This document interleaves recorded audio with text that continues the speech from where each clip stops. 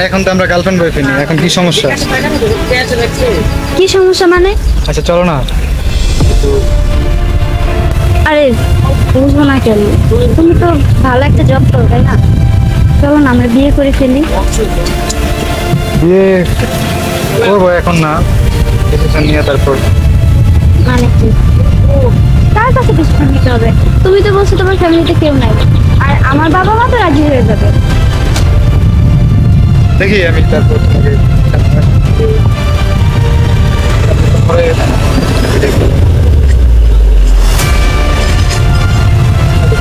আচ্ছা সত্যি করে বলো তো, তুমি কি অন্য মেয়েদের সাথে রিলেশন করো?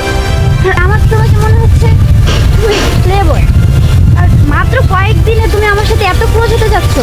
আমি একটা ব্যাপার বারবার খেয়াল করছি, তুমি বারবার আমার কাছে আসার চেষ্টা করো, শুধু আমি সুযোগ দেয়নি বলেই তুমি পারবে। তোমার মতো ছেলেকে না আমার চেনা শেষ। তুমি চিনো আমাকে? তুমি আমার গায়ে হাত তুললে? তুমি চিনো আমাকে? হ্যাঁ তোমার গায়ে হাত তুললাম তো। তোমার মতো ছেলের সাথে না আমার আর কোনো সম্পর্ক নেই। যাও এখান থেকে, গেট লস। কিরে মেরে তোর কি হয়েছে? কান্দুস কি হয়েছে? দোস্ত আমি অনেক বড় ভুল করে ফেলেছি। কি করছস? আমার ক কান্দিস না বাবা, কান্দা বন্ধ কর। কি আমার ক? ও আমারে ধোকা দিয়েছে। কেডা হইছে যে পোলাটা দেখছিলাম ওইটাই? আমি তোর আগেই কইছিলাম যে পোলা ভালো না, ওই পোলার দ্বারা যাইস না। আমার কথা শুনছস?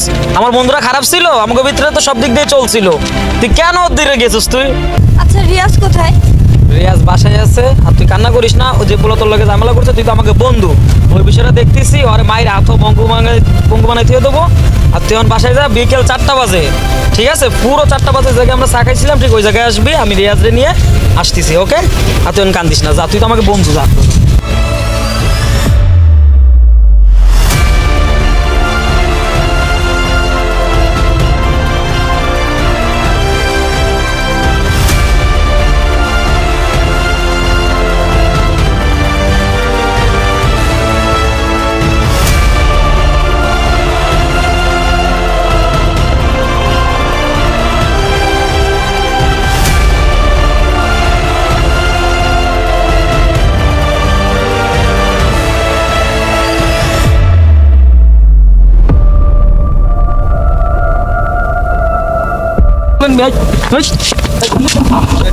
ভাই কে আপনারা?